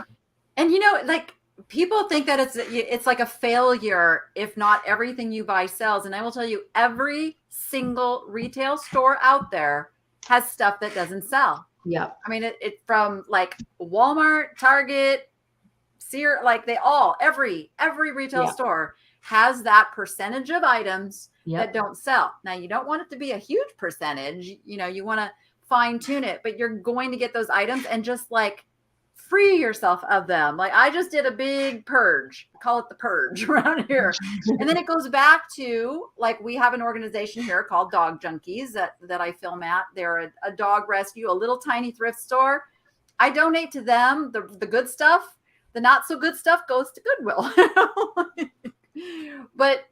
And they appreciate it, and then they sell it, to their customers, even if they get $1 or $2 for it.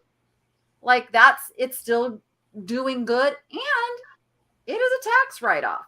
So there is that. I had seen somebody had asked this in the chat too, and I'm curious myself. All of the item specifics on eBay.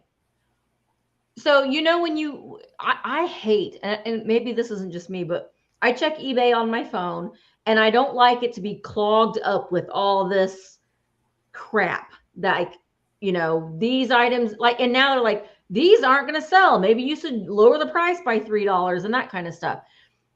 When you don't, I know that it's important to click all of fill out as many item specifics as you can. But, sometimes it'll be brought back and you're like, you need to update these item specifics. Should you have every box of that filled out? Nope. Only what's relevant. Think about what the purpose of the item specifics is. It is to help the search algorithm find the correct item. So if you think that way, what are the things that somebody could be putting into search that may not be in your title that'll help if it's in your item specifics? And really think about those. If it's not going to help somebody find it, ignore. And there is a button you can click. Yeah. That says, don't remind me about this again. But not on your phone, on your desktop. Oh, that's true. You have to go to a computer to do it. Yeah. You have to be on a computer, because I don't like all of that nonsense hanging up. It drives me nuts. Sometimes I'll lower the price just so it'll go away. I do. Like, I don't want to know. Loves you. Yeah. They're like, $10? Sure. And then let's figure out some more notifications to send out.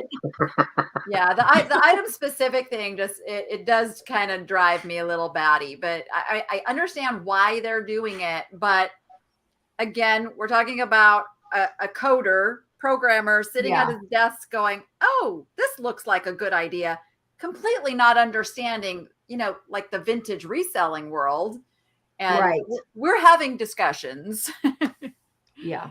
But it is, that is now the nature of the eBay venue, which makes maybe looking at, if you're like a super vintage seller, maybe looking at Etsy, because Etsy has captured that vintage market very, very well. So. Pardon me. Now, Mom Son Thrifting Fun. Oh, hi guys. Come on, rhyme. After nearly a year on eBay, we are really wanting, pardon me, really wanting to do live sales. What are your suggestions for getting started? Build a following. You really need a following to do live sales. And I think now, because there are so many established YouTubers doing them that will allow others to come on their sales, that's a good way to be introduced to that community. You know, you can collab with other YouTubers doing live sales and that sort of thing. But just really, you know, I recommend you put out some content other than just doing live sales to build that following. Yeah. I agree. 100%. I'm sorry, I was choking dying. Oh. Yeah, I know. I totally agree. I just think that, you know, if you're not engaged in the community and nobody knows who you are, then how can you reach you? It's going to be rough. Yeah. Right. It's going to be super slow go. We all started. I mean, I when I first started doing my live sales, I didn't sell. I sold very few, but I kept promoting them and promoting them and promoting any way that I could on Instagram, on Facebook. And I don't even think I was monetized. I think I was close to being monetized. I don't remember if I was monetized, but I think I at least had like 800 followers. Or You didn't give If up. anybody wants to know how to market a live sale, just follow Misty on Instagram. Like, I'm in awe of like how good you are at the whole. Well, there's little caveats to that, though. I mean, I sometimes see people and I tend to just advertise for my live sales 24 hours in advance. Yeah. Any more than that, you're going to lose people because there are so many live sales going on. They're not going to write it in their calendars. And, you know, sometimes you can say, hit the bell notification. They can hit the bell notification. YouTube doesn't always let them know. So, I mean, there's a lot of things to that. But I think if you do it too far in advance, then you need to make it relevant in like tomorrow. This is going to happen tomorrow. And doing a little preview, I think, helps too. I'm sorry. I'm just trying to catch up with the chat. I don't want to. I know I'm skipping over questions, you guys. I do. Yeah, an Irish girl. It's not. It doesn't necessarily have to be thrifting videos if that's not your thing. But it can be haul videos. It can be informational videos talking about like, you know, what is your specialty? What do you know like a lot about? And share that information and get that out there. So yeah, it doesn't have to be thrifting videos. No. Or you can do like repair videos, or, you know, I did how to clean a wood bowl, how to revitalize a wood bowl, and that did really well. How to remove Goodwill stickers, you know, how to do things that are to do with the community and the items that you're going to be selling. What I'm in awe of is people who can take this stuff and then they show how they decorated with it, because I'm always like, oh, right. I want to do that. Like, I love those videos. Well, and like Daniel said, doing a haul video. That's honestly that's the easiest thing in the world to do. But because it's not, but because, you know, once you start doing it after a while, it can be a very easy thing to do. But I mean, it can just be simple. You don't even have to do the shop with me. Just showing what you bought. Did we answer this? I know, Dani, you were talking about Etsy. Is anybody? Yes. Okay. I cross list. So eBay is still like my main venue. And it's like, if everybody goes looks in my stuff right now, it's a hot mess because when I moved, I took everything down until I could do a physical inventory, because this was such a rough move that I don't trust that half of my stuff is in the same condition it was before I moved.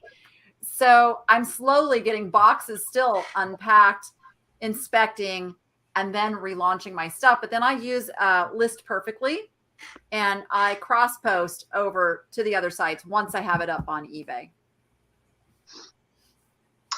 Ladies, Anne is. I'm going to try to go through as many questions as possible because I know we're getting short on time, guys. So I do apologize if I'm skipping over any questions. Try to get to many. But ladies, what camera are you using to film for your videos? I just use my phone. Yeah. I think we're using the same one now too. What phone do you two use?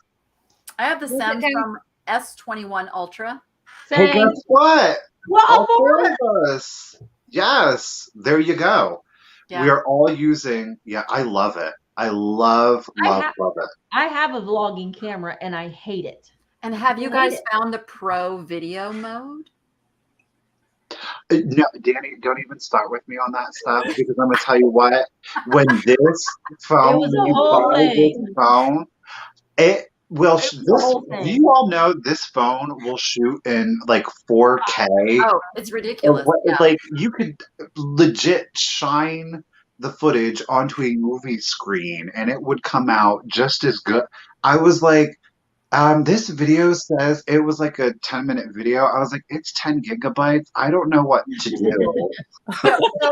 So the only reason I say that is because we all have these issues with like the music and worrying about copyright claims.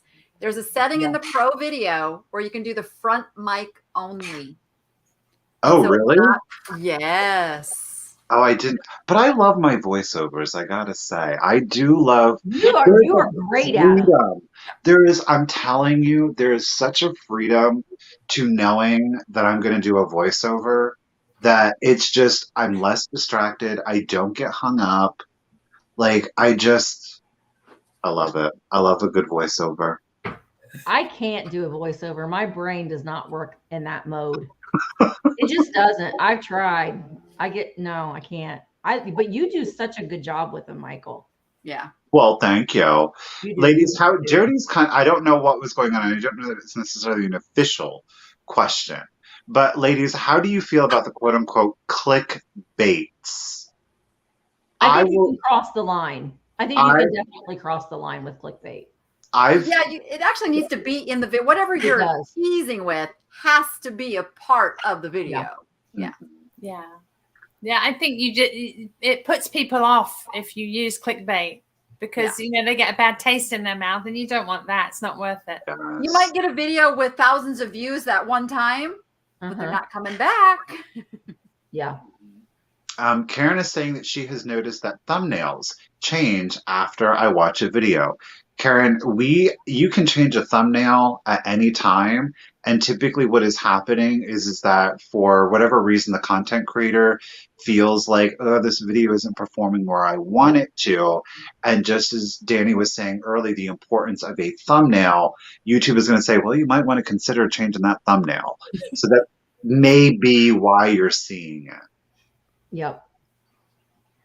I'm going to try not to. Well, yeah, there. Look at that. We just did 2 for 1 question. You can. Yes, you can. Yeah, YouTube actually tells us, they suggest changing the thumbnails. Mm-hmm. Yeah. Bougie. Yes, Jody, that's exactly true. Jody is saying that is how you will become someone else's mentor, and that is by being you 100%, Jody. Yes. Mm-hmm. Oh my gosh. I'm trying not to successful. Jody keeps.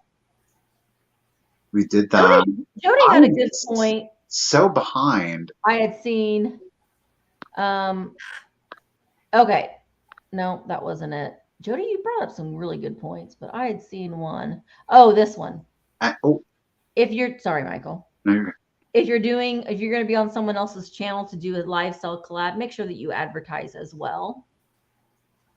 Mm-hmm. Yeah, and honestly, that is a reason for other people to bring you onto their channel. It should be a mutual benefit, not just you going on there and benefiting from their followers, but also them benefiting from your followers.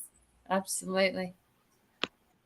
Dani, what do you think of this? Tiffany, what are you thinking? Dreaming Cat Studio is saying current eBay recommends, I heard, post buy it now, not auctions. Yeah, very few items are auction worthy. Yeah. Now, Crazy Lamp Lady has her following. Like, she is an auction house with its own following that happens to be selling on eBay. So you can't look at somebody like her and say, oh, well, auction's the way to go. It's It's not. For most things, you and I, even me, with my follower, I'm still not going to get the prices that someone who has spent years building their following is going to get in auction format. And she's very honest about that too. And most people do not want to wait 5 to 7 days to win an item. They want to shop. We're like in this fast food society now. We want it like right now. Get it at my door tomorrow. So yeah, buy it now. Buy it now. So Vintage and Vino, I love a voiceover. They're saying, we want to know Tiffany's secret. How does she cover the music? It's a voiceover, you guys. That's the only way to do it. I gave away your secret today. Unless you are incredibly talented like Dani and you can talk constantly about what you're seeing. I can't do it. I just can't. I just. This one over here, same. I can't, neither can I. No. And I use background music as well. So you do the layer? The layer. Tiffany's brilliant with her editing. I learned things from Tiffany's editing. Like, I just use my basic video editor in my laptop. It's simple and perfect. It has to be simple for me, otherwise But it's what you do with it, not the thing you're using. It's that you put the pieces together, because it's like it's being an artist. Truly, it's creating art, and it's timing and I didn't know for the longest time she was doing voiceover. I didn't know. You have to. That Goodwill, it's like a nightclub. It's the floor is thumping with that music. You have to yell if you're talking. And it seems like the speakers are always in the heart section. Yes. If you're going to look for clothes, you can get away from the speaker, and then you go to the heart, and it's like the speakers are right there underneath that shelf. Yeah. And I got to tell you, Maroon 5 is my nemesis. I'm just saying. They will get flagged every time. See, I can talk over some music. I can. And sometimes while I'm editing, I'm thinking, oh, this is not, I can still hear, I can hear it, and it never gets flagged. I have never had a video flagged for copyright. Wow. I'm going to knock on all of the woods around me. But I'm doing it for you too, girl. Now, Cheryl Shiny Squirrel. I don't believe there actually is a S21. I don't know. The S21 Ultra. Yeah. Okay. That's what I have. See, you know what? Then I don't have the same one, because I have the S20 Note. Oh. You got the little stylus. Yeah. That's how I do that's how I edited your hair, Tiffany, with my stylus. Oh, you made it look so fabulous. I love it. There probably, somebody asked if there is a video, on YouTube for doing videos, or oh my word, probably that too, for doing voiceovers. I would say that there is. Tiffany, there's a video on YouTube for everything. Yeah. You're just using your basic number 2 search engine is YouTube. Yeah. And Google and YouTube are the same company. So yeah. Imagine videos show up in Google searches. So this is another way to create videos. Think of questions around whatever thing you're thinking of doing as a channel. Answer the question. Do a video that answers a question. Boom. You got it. Now be prepared, because anytime you do any sort of instructional style video, you're going to get people comments like, that's wrong. You did it wrong. That's not the way that you do it. You're wrong. I mean, just be prepared that you're going to get people that are going to be like, because what I do and what Dani does may be completely different, but it works for me, and what Dani does works for her. Right. It's just it's an inspiration, I guess, to look into, and don't always do everything that I'm saying to do or what Dani's saying to do. It's just we found what works for us. Yep.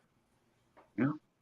Oh, Julie fixed her dryer today watching a YouTube video. Oh, Julie.